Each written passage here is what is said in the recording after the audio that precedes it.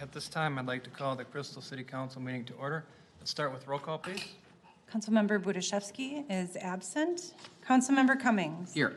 Councilmember Kaiser. Here. Councilmember LaRoe. Here. Councilmember Parsons. Here. Mayor Adams. Here. Councilmember Banks. Here. We have a quorum. All right, let's stand for the Pledge of Allegiance.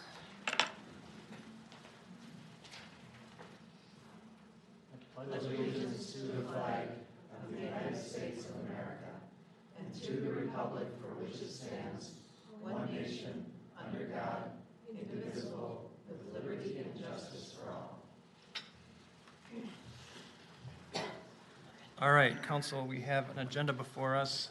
Looking for a motion on that agenda. Brendan? Make a motion to approve the agenda. Okay. Nancy? I second. All right, all members in favor, please say aye. Aye. Opposed, say nay. Motion carries. Next item is the consent agenda. They're generally routine and non-controversial in nature. First item is the approval of the minutes from the following meetings. The City Council special meeting on August 16th, regular meeting from that same date, and another work session from that same date. Regular council meeting and, regular work session on August 16th and another work session on August 18th. Second item is the approval of the list of license application that was submitted by the city clerk to the city council. That list is on file in the city clerk's office. Third item is adoption of a resolution accepting donations. Fourth item is adoption of a resolution amending the approved tree list. We have 5 new trees on our tree list. That was for your reading pleasure. Fifth item is approval of the city manager position profile and recruitment process timeline. If there's nothing being pulled from that, looking for a motion on there. All right, Brendan? Make a motion to approve the consent agenda. Okay, looking for a second. Olga? I'll second that. Thank you. All members in favor, please say aye. Aye. Opposed, say nay. I abstain. Okay, yep.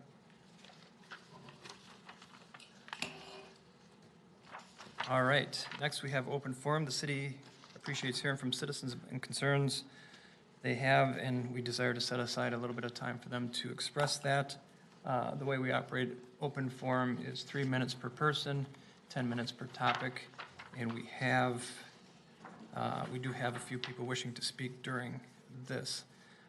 Let's start with Kathy Bison.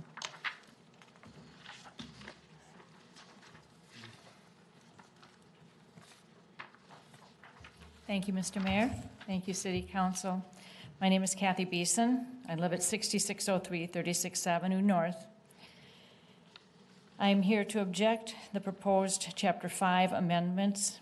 These are big changes with bad outcomes which affect public safety, health, and welfare that need thoughtful discussion and full consideration.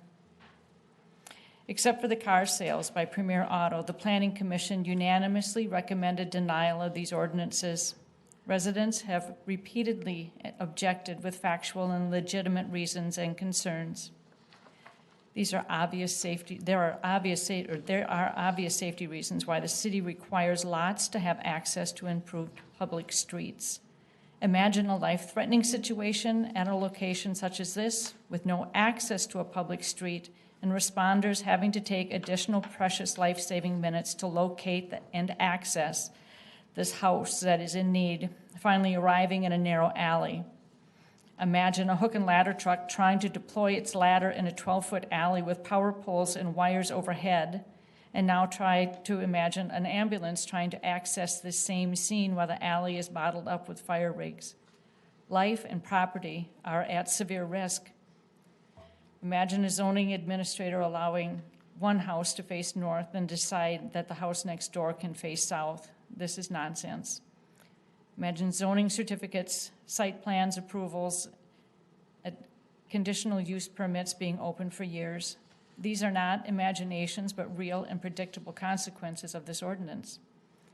Lawyers are advising the city that this is a good way to get out from under a lost lawsuit with another in progress. The truth is that this ordinance throws the residents of Crystal under the bus. The lawyers may not even live in Crystal. You do, and I do. We all do. The Community Development Group wants us to believe that these are normal, routine, and minor changes, but they are not. This is a blatant misrepresentation of the need for and denying of negative impact of this ordinance. As reported at the last council meeting, building permits have been issued and work continues on plats that does not exist. Project work is being installed that does not conform with the development agreements, such as instead of underground power lines, they're overhead. This is either bait and switch or inattention. Developers are not conforming and are not being properly supervised. The mayor, along with the city council, should be more concerned with eliminating departmental neglect rather than loosening rules and negatively impacting its residents. Public servants are supposed to serve the public interest, not cater to the needs of developers. Please do the right thing. Do the smart thing. Do not adopt this ordinance tonight. Let us stop bad development. All right, thank you. David Beeson?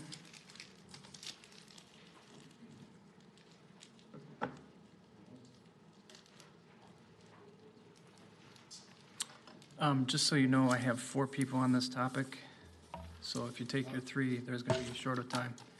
Be concise, please. I'm speaking on the second ordinance for chapter 4, so it's a different. Oh, okay. You want me to? Yeah, why don't you? Wait my turn? Yeah, why don't you, we'll switch topics. Yeah, sorry, I missed that. Jason Frakes?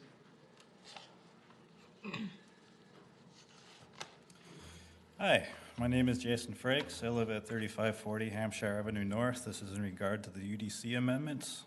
Over the last year, I've had a front row seat to majorities of these amendments at 6613 36th Avenue long before they had been discussed and changed. I asked the question, what difference does it make whether or not these amendments pass if you're going to let new developments go unchecked? If some of you had done your homework last year, this wouldn't have been an issue. If there's ever a time in the future and people of Crystal correct you about your own ordinances, you should listen. It's a shame my neighborhood has to go through this skullduggery for a whole year. Your actions do ultimately affect neighborhoods, people, and land. So that's all I got. All right, thanks, Jason.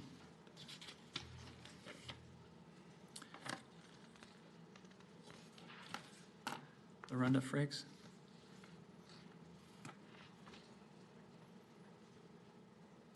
Hi, my name is Lorenda Frakes, and I live at 3540 Hampshire Avenue. I want to talk about the 30 amendments you are passing tonight for the UDC. These are rules that each builder is to abide with in Crystal. 11 of these amendments are pertaining to a property at 6613 36th Avenue.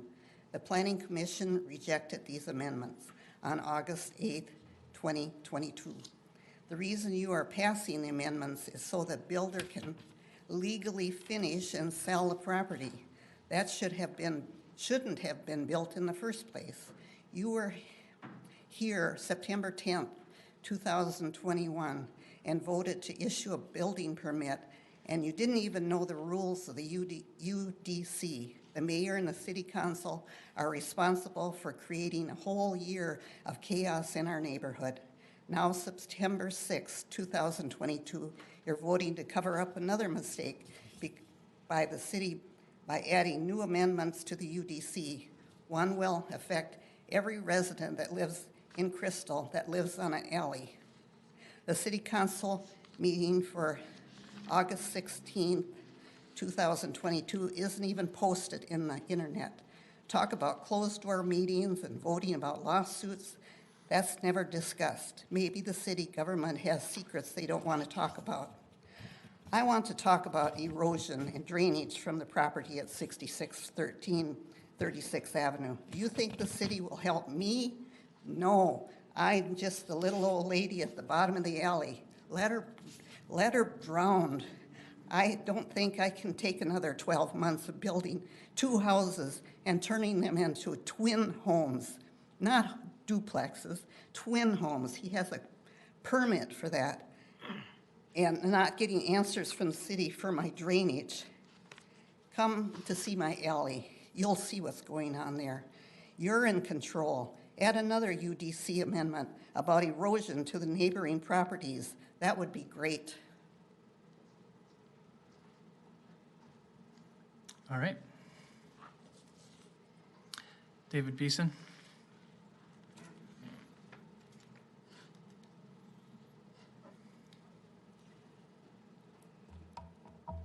Hello, my name is Dave Beeson. I live at 6603 36th Avenue North. Thank the council for his time. I'm here to speak about my objection to the proposed amendments, proposed changes to City Code subsection 400.17. City's proposing these changes because it lost a lawsuit over its approval, creating lots without public access. This change is just part of a transparent attempt to bail the city out of the consequences of that approval. Adopting the decision citywide is not the right decision in losing a lawsuit. These changes are a blatant ploy to normalize houses without public street access and allow homes facing away from the street. There are multiple Chapter 5 provisions that specify access and facing, and this was confirmed by the district court's ruling. I would like the city to show me residential homes on alleys that have no public street access. I can only think of one that's not currently occupied. As it said, there's reasons for safety reasons for why the city requires lots to have public street access. For one, it's necessary for emergency vehicle access to provide efficient and effective service. Without public street access, public safety, health, and welfare are severely compromised.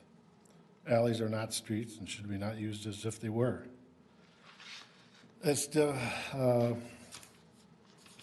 In the staff report's write-up, it's difficult for me to believe that the city's public safety officials of fire and police would accept that a sign at the curb is a legitimate substitute for direct street access to effectively respond to an emergency.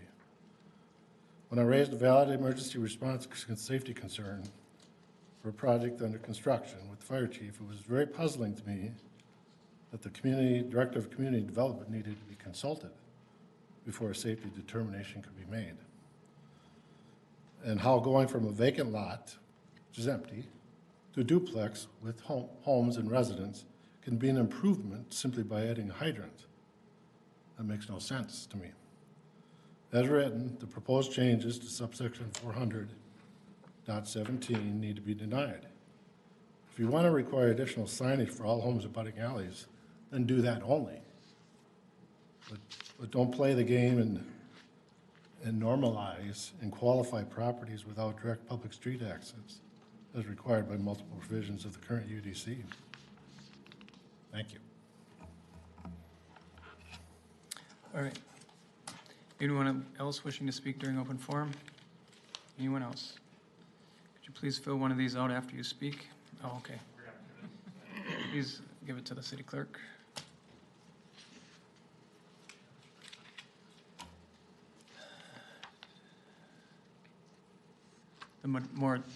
Okay, go ahead. My name is Brandon Mead, and I just have a few questions or an ask for reconsiderment on the THC moratorium. I'm more curious on what good the moratorium does, if there's really nothing being done about the tobacco stores that are still continuing to sell this product, even after the moratorium. I also don't know what good it does for the city of Crystal if citizens are still able to drive 5 minutes down any road to a different city and continue to purchase these products. I think that it does no good. We have a business that we started here 43 years ago in Crystal, the Old Fashioned Donut Shop, and we've been looking to expand into that product or into that space. And we invested a lot of already strapped funds into it just to learn of a moratorium a week after a lot of our purchases were made. We understand things happen and it was a risk, but I also understand that a moratorium I do not believe is the best way. Whether it's business licensing that can be done, anything, I just think that it's sort of foolish for anyone to be able to drive down 5 minutes to a different city and purchase any product. So, that's it. Hold on, sir. What address are you at? 2720 Douglas Drive North. Okay. And the name of your business? Get Baked Goods or the Old Fashioned Donut Shop. Okay, thank you.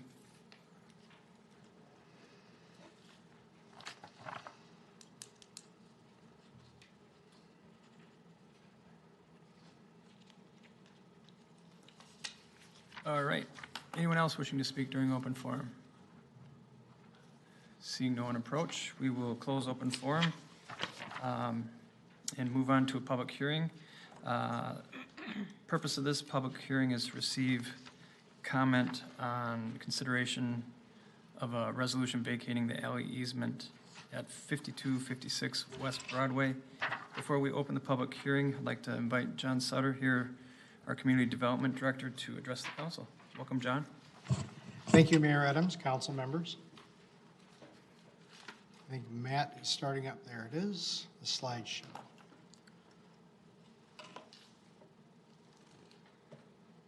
Okay, so there are actually 3 items on tonight's agenda related to the apartment building proposed for what will be addressed as 5240 West Broadway. The first item is this item, the public hearing prior to considering a resolution vacating a fragment of an unimproved alley easement. So this is the 2021 basically existing conditions of the apartment building site. You see this notch in the upper corner. That is the little alley easement fragment that is proposed to be vacated. It was dedicated to the city in 1980. And as part of the lot consolidation, which is the second of the 3 items on tonight's agenda related to this project, they are requesting to vacate, the developers are requesting to vacate that easement, and it would be replaced by a 10-foot wide drainage and utility easement along the entire rear of the property. Utilities have been notified, as well as all of the property owners on that particular block. So why would you vacate the alley easement? There is no continuous improved or alley easement through the block. And only the southeasterly 140 feet of it has actually been improved. It dead ends just at the first property in from Hanson Court.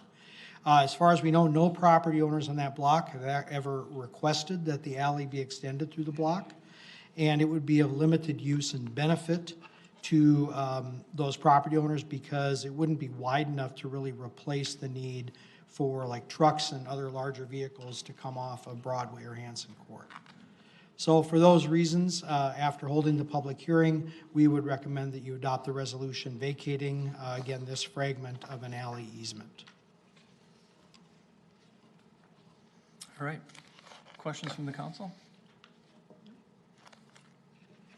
All right. Is there a motion from anyone? Take public input. Oh, yeah, of course. Public hearing. Sometimes things get too routine. All right, at this time, I'd like to open the public hearing for comment. And again, the purpose is to hear comment on the vacation of the easement, alley easement at 5256 West Broadway Avenue. Is there anyone here wishing to speak or give testimony in regards to this?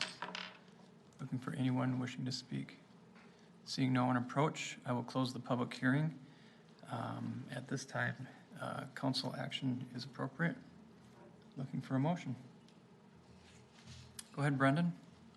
Make a motion approving the resolution vacating an alley easement within the plat of Hanson Edition. All right, thank you. Go ahead, Nancy. I'll second. All right, all members in favor, please say aye. Aye. Opposed, say nay. Motion carries. All right, on to the regular agenda. First item on the regular agenda is disbursements of $25,000 or greater. I'll read those into the record at this point in time. Acoustic Associates for police building costs for $63,473. Bituminous, thank you. Roadways for the new police building, $38,902. Electric pump for replacement for the West Lift Station, $62,299. Rents and decorating for new police building costs, $33,312. George F. Cook Construction Company for the police building, $198,765. JUFH Enterprises LLC That would be the refund of site improvements escrow at 6613 36th Avenue for $36,000. Lake Town Electric Corporation for the new police building cost $255,880. Mansfield Oil Company for fuel and for the fleet, $27,300. Northwest Asphalt for 2022 utility reconstruction project costs, $467,595. RTL Construction, Inc. for building costs, police building costs, $56,047. Short, Elliott and Hendrickson for utility reconstruction project for 2022 is $36,906. Min-Para for pay date 8/19 for the city required contributions, $62,760. Veet and Company contractors for new police building costs, $29,318. West Metro Fire Rescue District for the August contribution for the West Metro Fire District, $113,656. St. Croix Recreation Fund for Pickleball Sun Shelter, $25,384. Stronghold Industries for building costs, police building costs, $69,350. Golden Valley Joint Water Commission for July water costs, $272,862. Hennepin County Treasurer for assessor's costs for 6 months and special assessment fees, $113,085. Odessa 2 LLC for pickleball court paving, $164,760. McQueen Equipment for new trackless sidewalk tractor for $172,500. McDowell Company for new police building costs for $324,542. Total disbursements of $25,000 or greater is $2,698,309.46. Questions on any of those items? No questions. All right. Motion? Therese? I'll make a motion to approve expenditures over 25,000. Okay, thank you. I second that motion. All right, thank you. All members in favor, please say aye. Aye. Aye. Opposed, say nay. Motion carries.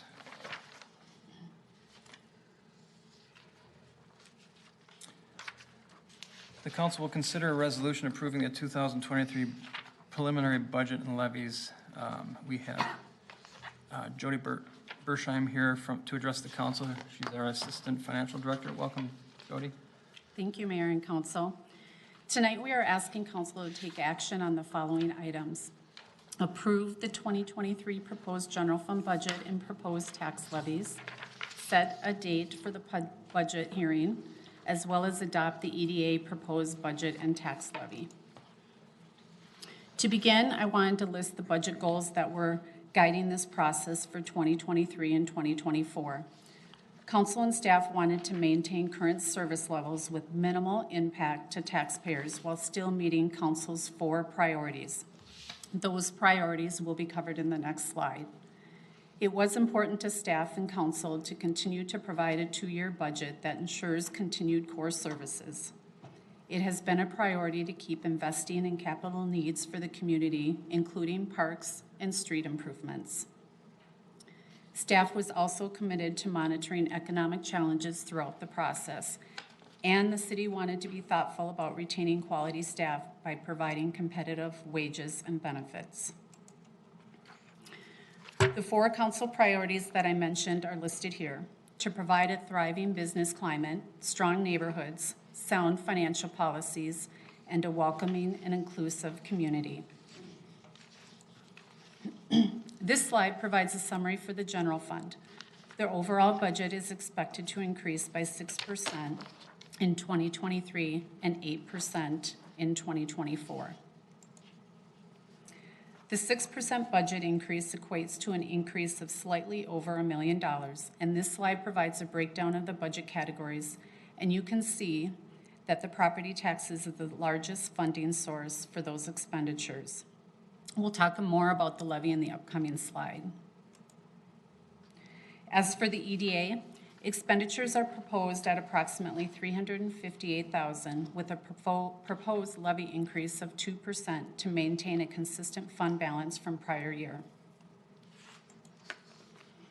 The total levy is projected to have an overall increase of 9.5%, which includes continued investment in capital of approximately $275,000 and an increase of the 2% for the EDA levy.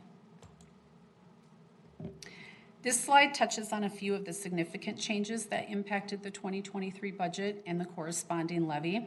I won't read them all, but they include continued investment in the capital funding, as we just mentioned, providing cost of living wage adjustments, which is a significant portion of the budget, as well as an overall inflationary increase, and it also was able to absorb the local government aid reductions and funding. This slide identifies some areas that are anticipated cost increases for the 2024 budget. I won't read through these either, but wanted to point out that there are so many factors that are still unknown that could impact the increase. For instance, we don't know if the calculations will be adjusted again for LGA, which could bring back the level of funding to the city in 2024. Figures will also be firmed up with the settled union contracts. We're hopeful that interest rates will continue to see an increase. We'll have a better idea on what the property value impacts will be for next year, and we'll have a better idea if there are potential commercial permit requests by that time. So as we get closer to that budget cycle, we can firm up the numbers with more updated information as it becomes available.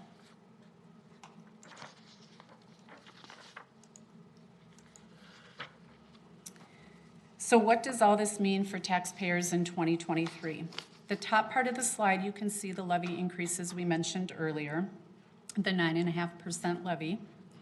It also shows an increase in the net tax capacity, which is good news for the city as it corresponds to a tax rate that is only slightly higher than the previous year, going from 46.32% to 46.38%.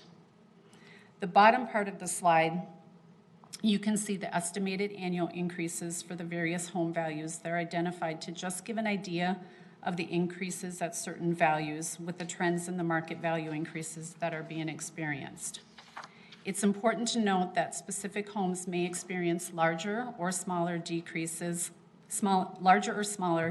increases or decreases, as these tax impact figures are still preliminary and will continue to change over the next few months as the county refines their figures. Here is a reminder of the upcoming budget dates. Tonight, we're asking council to approve the proposed budget and levies for both the city and the EDA, as well as set the public hearing date for December 6th. We do have October 3rd date listed for an additional opportunity for the public to provide input. I do want to mention that after tonight's approval, council cannot increase the levy, but you could reduce it before December 6th. On December 6th, council will provide final approval of the budget, the proposed budgets and levies, which will then be certified to the county and the state. And with that, I will stand for any questions. Questions for Jody? Questions for Jody? Comments? Comments for the public or for the council? Go ahead, Brendan. I think, we kind of get to this point and we've hit the budget so many times that it seems like, we're just kind of bypassing it over. But, thank you for all of the hard work that continues to go into it. I want to say this is a formality, but with all the work sessions and stuff like that, I think we feel like we're in a pretty good position. At least I am. I don't have any questions. That's why I don't have any questions. Right. Any other comments? I do have comments, and I think you've all heard them before. I'm going to reiterate some of them. This budget is more than I wanted, substantially. I've been talking about this type of budget cycle and what's been going on with the economy for a number of years now. I was really hoping we would be able to have something a little bit more rational. This is the year when we're going to be having the valuation shift from commercial, from retail to residents. We know this is coming. We knew this was coming. It even hit us last time, and we were kind of surprised that it already hit last year. And now this year, we're going to see the brunt of it hitting residential taxpayers. And for that reason, I was really hoping we could come down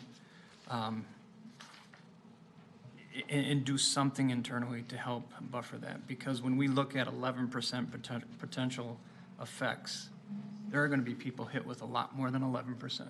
And they're going to be here. And they're going to be saying, you raised my taxes. Now, you and I know that we didn't raise that amount. We're looking at our amount as 9.5%. But we also walked into this budget cycle eyes wide open that we were going to have a valuation shift. So I'm not happy with where we ended up, and I'm especially not happy with 13.6% next year. Next year, I think I'm going to be arguing for maybe not same levels, maybe trying to create some smarter ways of doing things. Don't know. I mean, that's why we have staff here, and we're going to be asking staff to really reach out and try to figure out where we can come up with some efficiencies.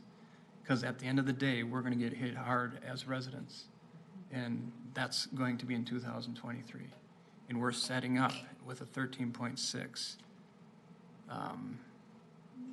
I don't know if it'll be a bigger hit at the end of the day net based on valuation, because I think we took most of the valuation in this cycle. Time will tell on that one. So you guys know how I feel about this, and that it's going to be a big deal. Somehow scarcity is vogue in our society today. We're looking at gas prices, we're looking at inflation, we're looking at food prices going up. All these things piled on top of what we do at the city.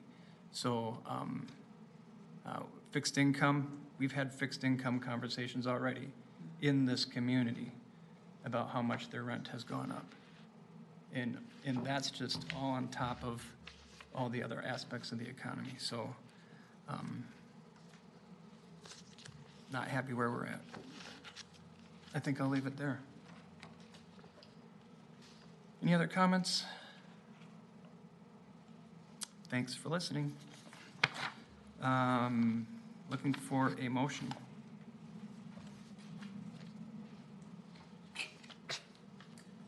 Go ahead, Brendan. Make a motion to approving the resolution, make a motion for the resolution approving the 2023 proposed general fund budget, 2023 preliminary property tax levy, and set public input date for the 2023 budget and preliminary property tax levy. All right, thank you. Looking for a second? David? I second that. All right. All members in favor, please say aye. Aye. Opposed, say nay. Nay. Roll call vote, please. Councilmember Banks. Aye. Councilmember Cummings. Aye. Councilmember Kaiser. Aye. Councilmember LaRoche. Aye. Councilmember Parsons. Aye. Mayor Adams. Nay. Motion carries. All right, thank you. The EDA is after that. Looking for a motion on that. Go ahead, Brendan.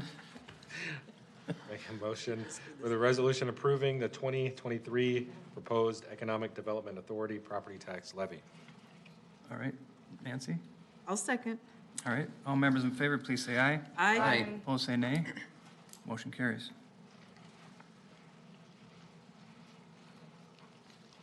All right. Thank you, Jody. Thanks, Judy.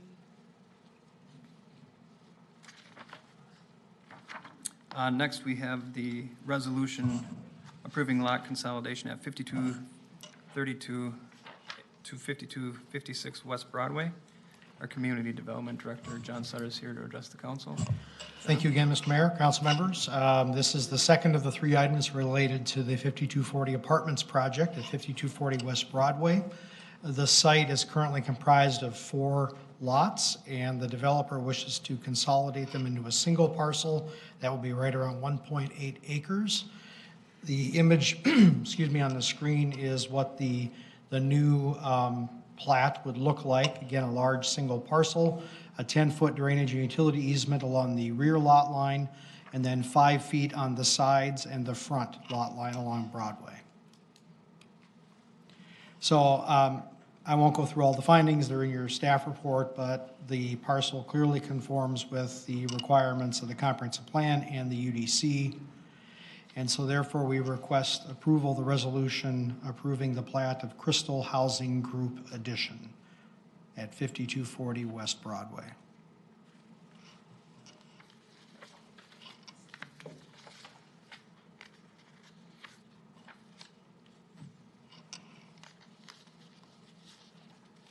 All right. Questions? Go ahead, Nancy. Since we last spoke with them, have there been any changes to the layout of this building? I know there were decks added or patios added, but at that one that we learned about is, and then the entryway, I think there was a change there.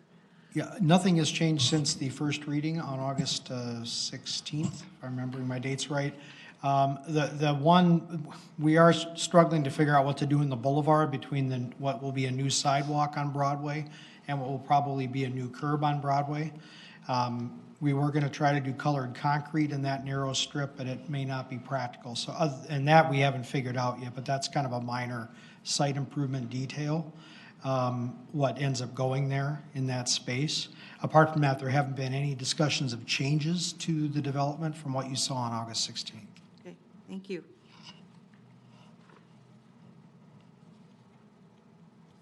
All right, other questions?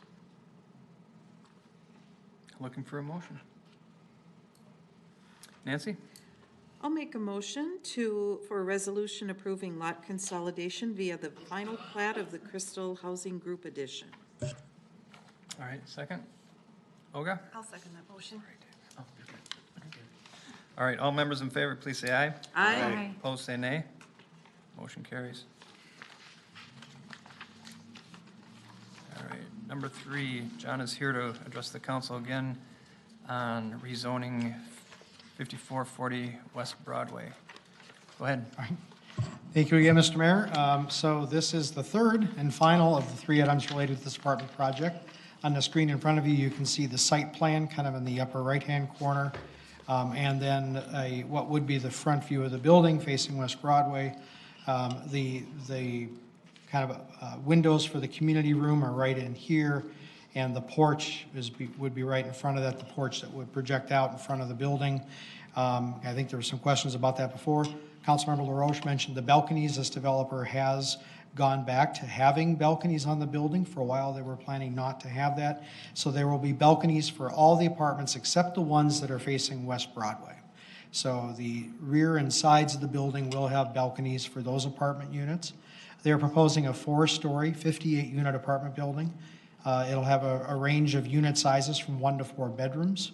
The first floor will have, in addition to some apartments, will have the community room, as I just mentioned, as well as the offices for the apartment building.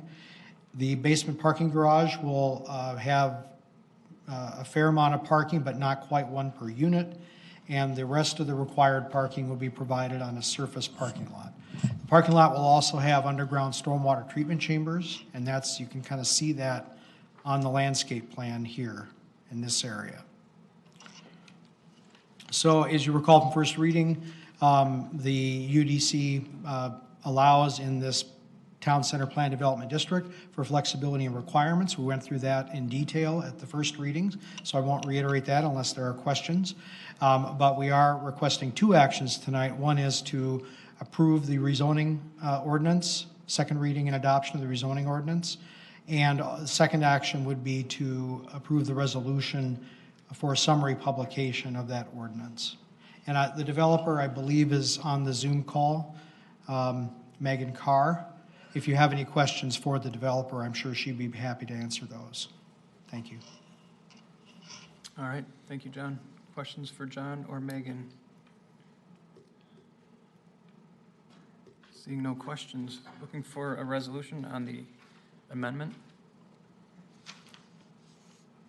Go ahead, Brendan.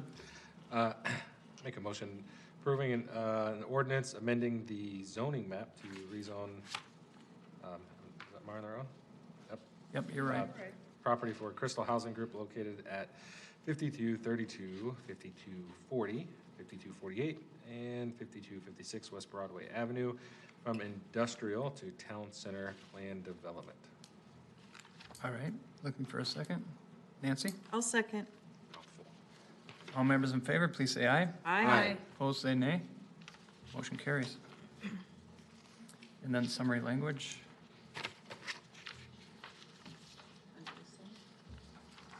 Anyone? Go ahead, Olga. I was pointing at Brandon, Oh, who already is, you moved. Did you want to go ahead, Brandon? Sure. yes, I'll, Brandon, Brendan. That's fine. I knew what you meant. I've never done that to What you, did I'm I sorry. You said Brandon. what did I say? Brandon, not Brendan. I'm sorry. That's okay. I can't say your name, remember? Yeah. I mimicked he did, it. Not me. I mimicked it. All right. Make a motion approving the resolution. I make a motion for the resolution approving summary language for publication of ordinance number 2022 dash, what? It hasn't been numbered yet? All right. Councilmember Banks. Go ahead. 2022-05. Dash 05. Thank you My so much, apologies. Kristen.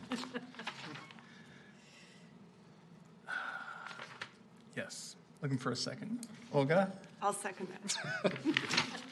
All members in favor, please say aye. Aye. Opposed, say nay. Motion carries. Next is the second reading for Chapter 5. John? Thank you again, Mayor Adams, council members. So this is the second reading, consideration of second reading and summary publication for the amendments to the Unified Development Code. Again, we are requesting two council actions tonight, first being second reading and adoption of the ordinance, and the second action being approving summary publication. So as you recall, there were numerous amendments proposed by staff. The Planning Commission held a public hearing on August 8th and recommended denial of the amendments, except the one to allow vehicle sales on Lakeland Avenue north of Lamarty Lane. The City Council did approve first reading on August 16th with one change to the ordinance. The first reading approval included a change to the minimum garage depth from 14 to 16 feet to match the minimum parking stall depth we have in the ordinance.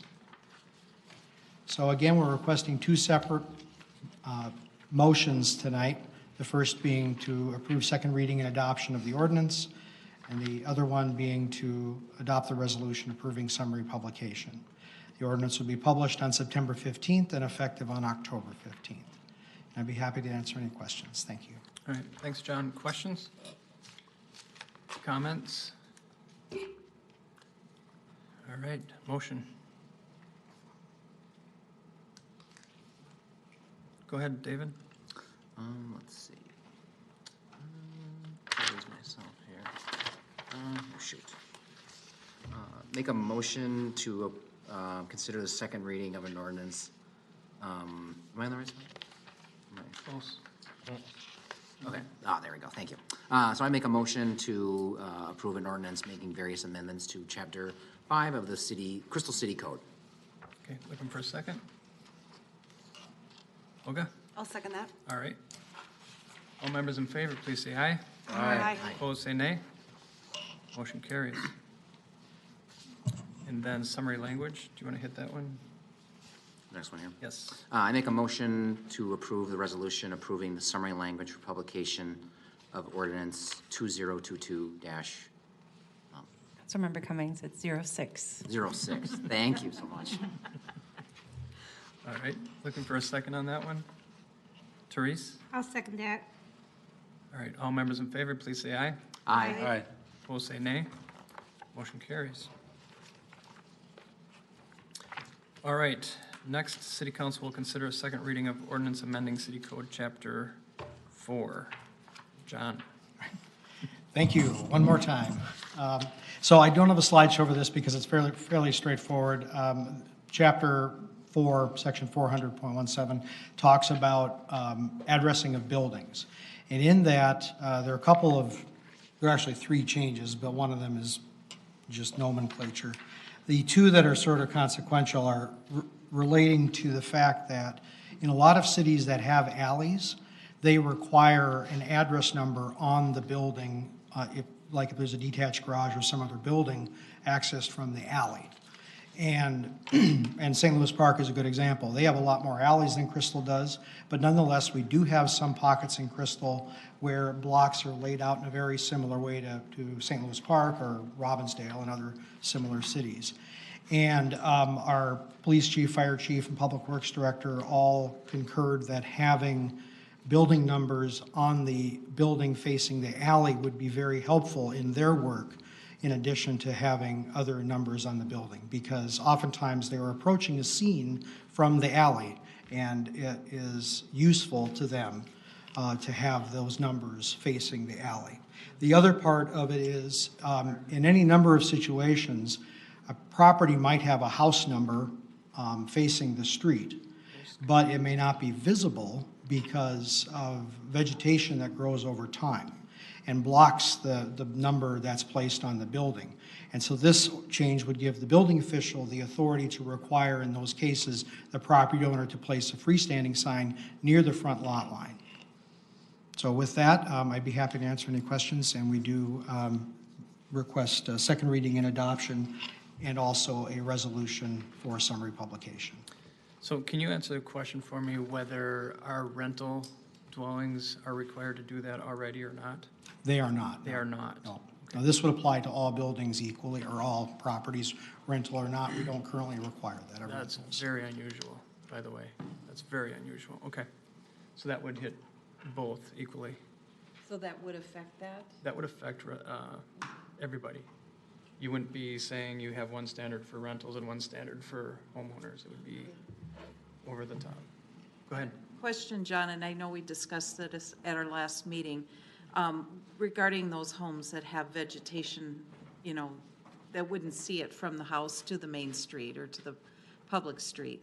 I've suggested possibly getting, if a sign is there, that it be facing oncoming traffic, not just facing the street, because, you know, who's going to be driving and, you know, doing that for deliveries, emergency vehicles, whatever, friends trying to find a home.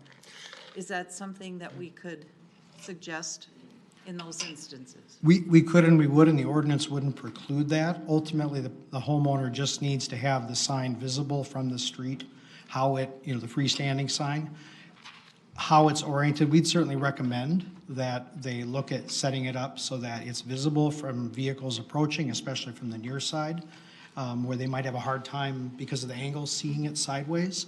But the ordinance doesn't get into that level of detail, and so there'd be a fair amount of discretion, and we'd trust the property owners to comply with the ordinance without spelling out exactly how the sign has to face. Yeah, I was just wondering if there's some guidance for that homeowner, because, you know, a new homeowner isn't going to know what to do. Just wanted to make sure it's visible, and I don't know. Yeah, I would think that if a homeowner is concerned about the police or the fire or EMS finding them, that they would. Or Amazon. Or Amazon, that they would go ahead and do that themselves. Yeah, it's just a matter, do you want to regulate it? Do you want to do it? The reason I'm asking, what if it's someone puts like a garage sale sign, like, you know, like a lawn sign out there, you know, versus a wooden sign or a reflective metal sign or something? I just wondered, is there any kind of guidance we can give a homeowner, recommendations or whatever? Yes, and I'm sorry, I didn't answer that directly. We would certainly give recommendations because we want a sign that's going to be visible and durable for whatever the facts and circumstances of that property are. Okay. It's just it's going to be different for each property. I mean, it's in the homeowner's self-interest not to put up something that's going to blow down in a storm, because we're going to be on them to put it back up and repair it constantly and so on. So there is some amount of self-regulation in this, but we certainly are, in these cases, are going to, you know, we're not just going to say, here's the rule and walk away. We're definitely, like we always do, we'll certainly talk to the homeowner about ways to make the sign effective. Right. For all the various reasons that we're requiring it, without putting everything in the ordinance itself. Okay, thank you. Therese? Can you explain what you mean by a freestanding sign? Not attached to a building. So it's like on a post?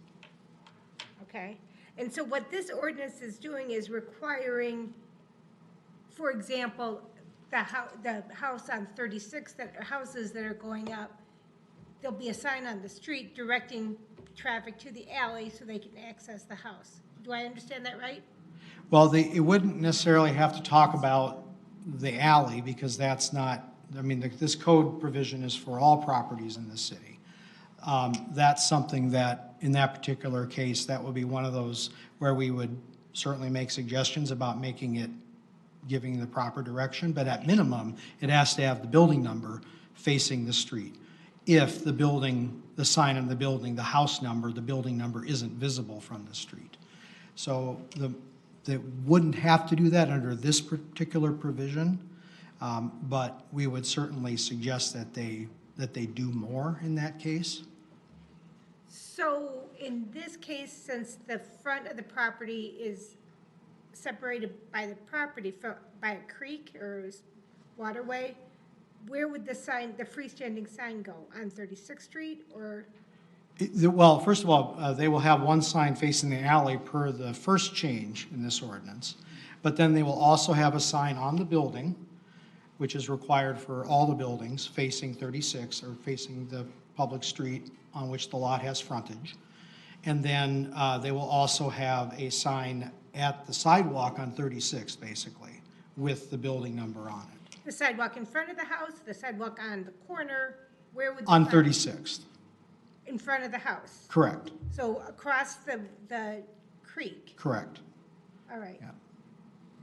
So in that particular case, there would be 3 address numbers. One on the south face of the building towards the alley, one on the north face of the building towards 36th, and then another at the front lot line on 36th. And the property owner is responsible for all 3 signs? Correct. And so this ordinance is there any place else in the city that this would apply to, other Yeah. than? Yes, potentially, because there are any number of properties where vegetation grows over the years and obscures the building number from the street. It won't just, this will definitely apply to other cases. You know, let's say a home was built in 1950, 70 years later, you know, the vegetation has grown. And keep in mind, the property owner has the option, if they need to trim the vegetation, whatever that's blocking the visibility of the sign. I mean, they don't have to put the freestanding sign up. It's just if they've allowed the vegetation to grow to the point where you can't see the building number from the street, then they have to put up a freestanding sign. Olga? Really quick, my house is on like a alley corner. Our driveway and garage is in the alley. The front of the house is in the roadway, but it's set really deep in and it's hard to see what our house number is. So the delivery people are always trying to figure out, are we off the alley or are we in the street? So it's like you have to have signs both in the alley and on the street, closer to the street, rather all the way at the house, because the number is often unseen, because it's such a deep front yard. In that particular case, and others as well, is affected by elevation. Right, it is a hill, and it's a deep set yard. So, yeah, there are plenty of, So, yeah, like Florida near 30th too, there's some homes back up in there that are very highly elevated. You can't even see the house from the street, just with the vegetation covering it. Sure. So I can think of a few in the city. Okay. So, Go ahead, Brian. Well, and for the record, in the conversation piece, this came about, this was one of the things that came about when we were talking about the houses over there off of, is it Welcome, I believe? Right, we had the apartments where the Yes. entrance is off onto the side, and we were talking about, and that was well before one of the other topics at hand. But that's where this particular came about, was we were talking, I remember when we were talking about that, and we were planning, that going through the approval process, that, because there's 4 entrances to this particular home, that we need to require some sort of directional input. that's accurate. Yeah, go ahead, John. Yeah, that's correct. Thank you, Councilmember. That was an EDA lot, so we owned it, so we could make those requirements as a condition of sale because we were the owner. But this ordinance change will ensure that the addresses of the property are visible from the street in any circumstance, not just when we as the property owner can compel the buyer of the lot to do it. So that it was one of those things where, hey, this made sense in that particular case, but wait a minute, you know, we're doing that because we own the property. We can't make that happen for all properties in the city, but there's a benefit to doing so.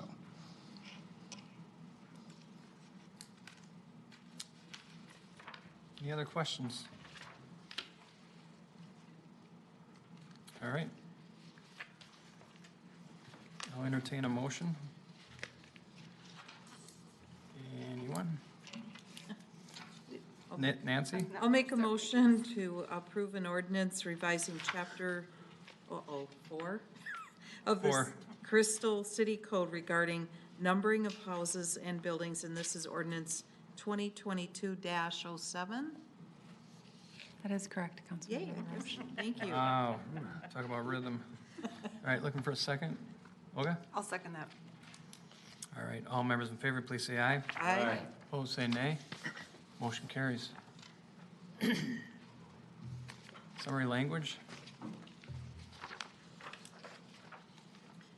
I'll continue Go ahead, if you Nancy. want. I'll make a motion for resolution approving summary language for publication of ordinance number 2022-07. Thank you. All right. Second on that? Go ahead, David. I will second that. Thank you. All members in favor, please say aye. Aye. Opposed, say nay. Motion carries.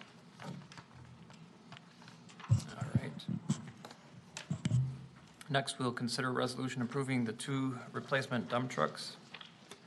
Public Works Director Mark Ray is here to address the council. Good evening, council members. Just a quick item. So you're gonna have 2 resolutions for 7.7. I don't know if you want me to just go through both presentations and then we can talk about it, or that's how I'll go through it. If you want to do something different, let me know. Okay. All right. 2022, that is correct. So this year's fleet maintenance fund included the replacement of a dump truck. The council actually already approved it back in December. The vendor actually canceled our contract in March and just said, yeah, we can't do this. So get back to us. So we're getting back to you all now. Again, it'll be purchased off state contract. Total purchase cost went up just, I think it was like $7,000. Again, it's a 1-for-1 replacement. It's still under budget. So the item before you is basically to reapprove the replacement of this dump truck with the slightly revised cost. Are there any questions on there? If not, I'll just keep rolling. David, go ahead. My question was, I know at a prior meeting you talked about how you've had, because of the, kind of the economy and delays on things, there's a big lead time for a lot of these things. So is there another big delay on this? So we're ordering it now, but maybe. We're hoping to get it in 2024. Yeah. I was curious if it was still another big lead time, so, yeah. Yep. Crazy. Yeah. Story of my life right now.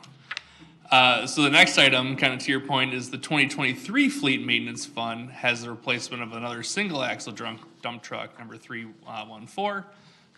Again, purchasing it off state contract.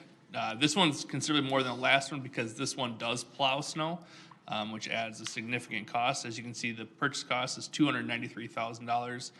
$265,000 was in the budget. It's over. I will say it's about 11% over. That budget number was actually put in there a few years ago, so I'm surprised it was only that much, as this is kind of the first time we've ordered trucks in this new world we're in. But it will still be 1-for-1 replacements, and then again, actually the delivery of this truck is also 2024, which is kind of a weird thing just from us of like, you can see this is kind of lower on the replacement schedule. It's only 2024, but we have to factor in the fact this might not now happen for 2 to 3 years. So we're trying to keep that in mind as we bring trucks forward to you all. So second item before you is, again, a motion to approve the second dump truck. Are there any questions? Any? Seeing none. Motion? Olga?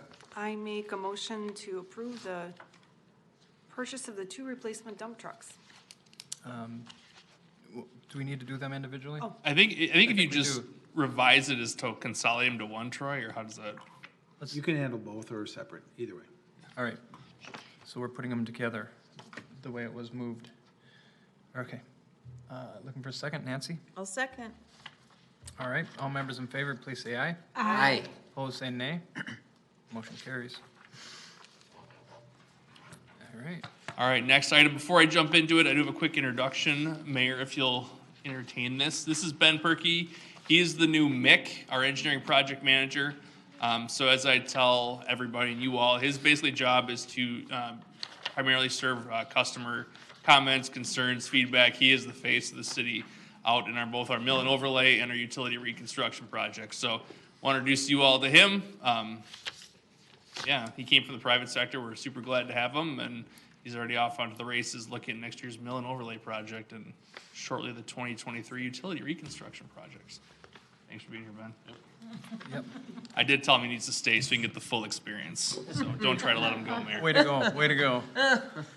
For the utility reconstruction project, as you may recall, a few years ago, we did a feasibility report for a very large area, we're calling it Area A of the city. It's based on it's Louisiana to 100, Medicine Lake Road up to 32nd is kind of the general area. Based on the findings and funding available, 4 blocks are identified for reconstruction in 2023. You can see them listed there. We got a proposal again from SEH for all design services, just like previous years. To kind of communicate the method to the madness, this map is what has been done and what is scheduled for the next, through 2024. So as you can see, peach is the color for next year, for kind of how we're breaking down this neighborhood.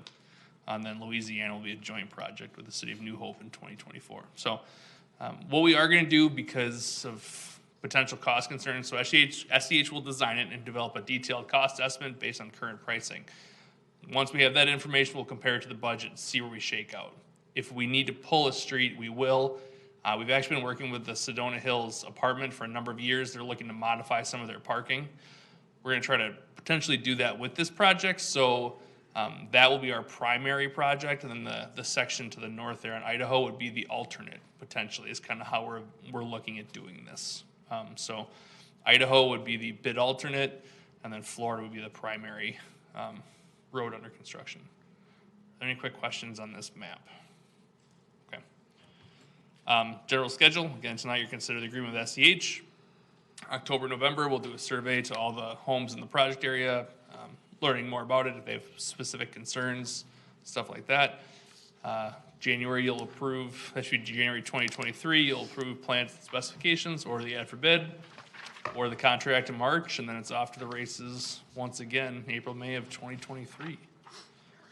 From a funding standpoint, here's the breakdown. Just want to again stress, it does not use franchise fee or special assessments, as we touched on in the work session as well. With that, the requested council action, why there's a question mark there, I have no idea, is to, I guess that was my question, is to approve the contract with SEH. All right. Questions for Mark? Nancy? The project this year, I think, has gone very smoothly with the 2022, don't you think? It has, it's a pro and con. The primary reason is because it hasn't rained. The con is it hasn't rained, and that's created a whole other set of problems for us. But yeah, no, it's gone really smooth, knock on wood. Yeah. Looking forward to being wrapped up as always, but yeah. Well, good, thank you. Did we have, on this year's, did we have a lot of participation with the water infiltration, with the sewer? That's our next item. Okay. Good tee up. For this year? not For the next- 2022 project, Okay. correct. Yep, we'll talk about that here This- shortly. Okay, got it. Go ahead. Motion, go ahead, Brendan. I make a motion authorizing the professional service contract for the 2023 utility reconstruction project. All right, looking for a second. Nancy? I'll second. All members in favor, please say aye. Aye. Opposed, say nay. Motion carries. All right, so for this item is, right now, 2022 utility recon, private sanitary sewer work. So as the mayor was saying, kind of basically lining the sanitary sewer service lateral, which is privately owned, from where our project ends up to the home. We had 3 homes participate, which is 8%, which doesn't sound like much, but I actually looked back even into our utility or our street reconstructions, and it ranged from 5 to 20% of all the homes. So obviously the number of homes in those project areas changed, but we were always in that 5 to 20% range, which is kind of interesting. So total cost is $12,000 to be assessed. That's $4,000 per property. Again, I want to stress this is a completely voluntary program. So the proposed resolution will declare the amount to be assessed, order preparation of the assessment rolls, and call for a hearing on October 3rd. So the action before you is basically doing all that. Are there any questions? Questions? Seeing none. All right, looking for a motion on this? Brennan? Make a motion declaring the amount to be assessed, ordering preparation of assessment roll, and setting date for a public hearing for the 2022 utility reconstruction private sanitary sewer services repairs. All right, thank you. Looking for a second? David? I second that. All right, all members in favor, please say aye. Aye. Opposed, say nay. Motion carries. All right, final item here is a replacement street sweeper. Last fall, one of our street sweepers caught fire while sweeping. There were no injuries, and luckily it happened right as they were pulling into the old shop to dump a load of leaves. Over the last year, there's an investigation with a variety of stakeholders, the manufacturer, sub-vendors. And eventually it was finally totaled out. And so the item before you is to replace a replacement street sweeper.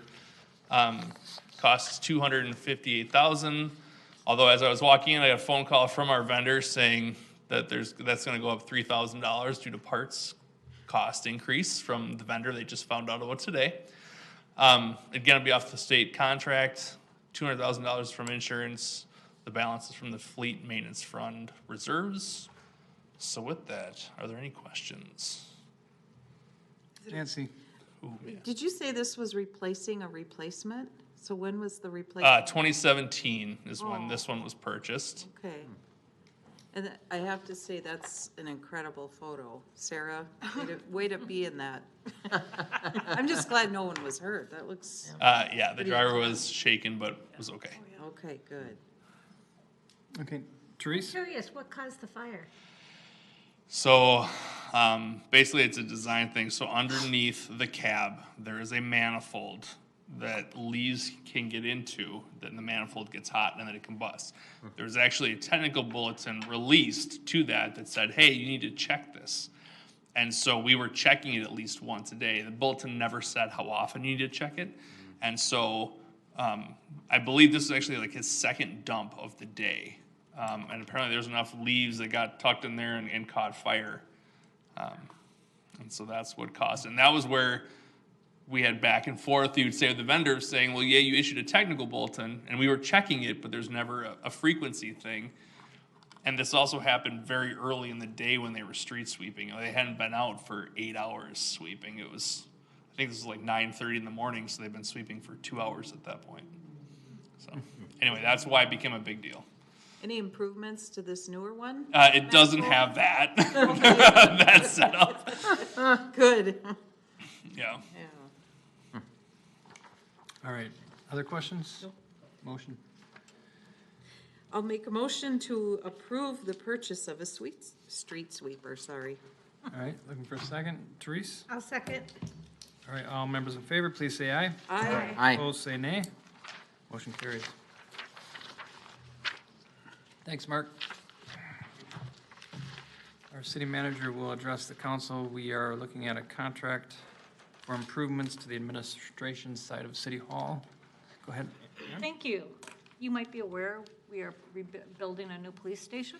And as soon as the police move out of our side, the council earlier this year approved purchasing new furniture and cubicles for everything on that side of the building. And while we have to get rid of everything, we thought it made sense. You have money in the capital fund for recarpeting and repainting that. So we've been working with Krause Anderson and Wold to come up with a quote for that. So you have in your packet a quote for $185,000 for that additional work to be done. There also is some electrical that needs to be done for the new cubicles because we're reconfiguring some spaces. So we've got to add some electrical and data jacks. So the request is to approve a contract with Krause Anderson and Wold for $185,000 for this additional work. And we're going to do it after the elections. After elections. Yes, we're not going to do it. It'll be after elections and over the holidays. So we should be good to go. Okay, just a question, does it include the city hall? No, chamber? we had an alternate. Morning spots I here. know, it's bad, Yeah. but not bad enough. Okay. Sorry. It's a right. big space. It is. It's a It is. deceptively big space. All right, any other questions? Seeing none, looking for a motion. Brendan, Make a motion to award the contract for replacement carpet and painting of the administration side of City Hall. all right, looking for a second. Therese, I'll second. thank you. All members in favor, please say aye. Aye. Opposed, say nay. Motion carries. All right. Kim's not here. No, I think she's Online. Oh, she is online. Yep, she's online. Oh, there Well, she hey, is. Kim. Next is, we'll consider the 2021-22 contract with law enforcement labor services, the Local 56, and Kim Terrace, our Assistant City Manager, is online to address the council. Thank you. Thank you, Mayor and Council. And I also want to say thank you for approving that last item. Everyone's very excited. Anyway, this item before you tonight is the request for approval for the 2021-2022 contract with the law enforcement labor services for Local 56, which includes our police sergeants as well as lieutenants.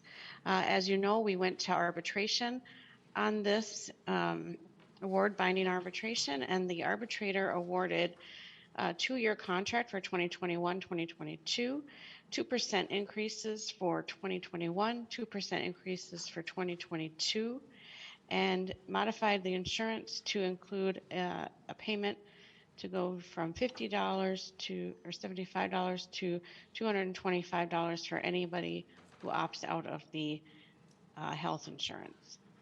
And so the contract has been signed and is included in your packet. The 2021 and 2022 adopted budget does include sufficient funds for this award, and we do recommend approval. Oh, and I should mention it is also consistent with the wages settlements for non-represented at 44 and 49ers. All right, thank you, Kim. Questions for Kim? Seeing none. All right. Looking for a motion on this item? Nancy? I'll make a motion to approve the 2021 to 22 contract with Law Enforcement Labor Services, LELS, Local 56 Police Supervisors. Second, Brendan? I'll second. All right. All members in favor, please say aye. Aye. Opposed, say nay. Motion carries. Thank you. Yep, thank you, Kim. So that is the last item of our regular agenda. We do have some announcements. The City Council will hold a work session on September 8th at 7 p.m. in council chambers at City Hall and via Zoom. We will also hold a special work session on Monday, September 12th from 6 p.m. in the Crystal Chambers at City Hall as well.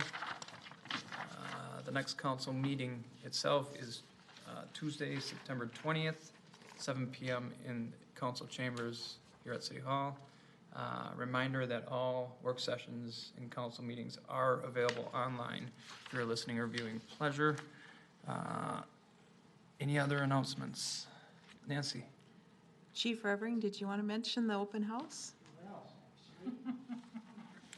Excellent. You're welcome. So to our listening audience on Saturday, September 24th from 10 a.m. to 2 p.m., we are here. It is finally happening that the Crystal Police Department knew. Yeah, it definitely deserves a round of applause. It will be open house from 10 a.m. to 2 p.m. on September 24th.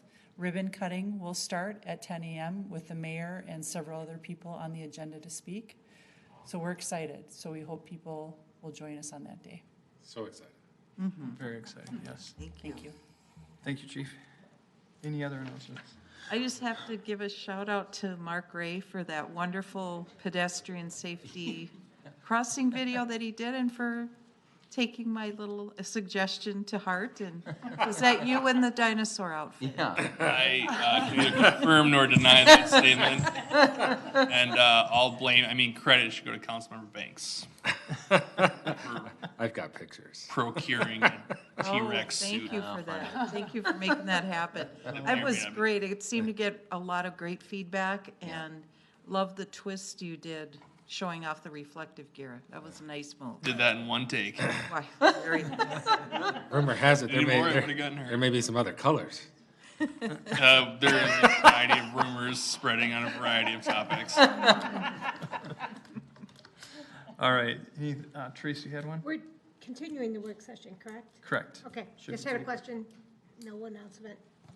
All right, adjournment, Nancy? I beat John because he's not here. I'll make a motion to adjourn. Well done. Thank you. Looking for a second? Go ahead, Brendan. I'll second. All right, all members in favor, please say aye. Aye. Opposed, say nay. Motion carries. I've been pretty All busy right, today. we're gonna roll right into the work session. There shouldn't be much left here.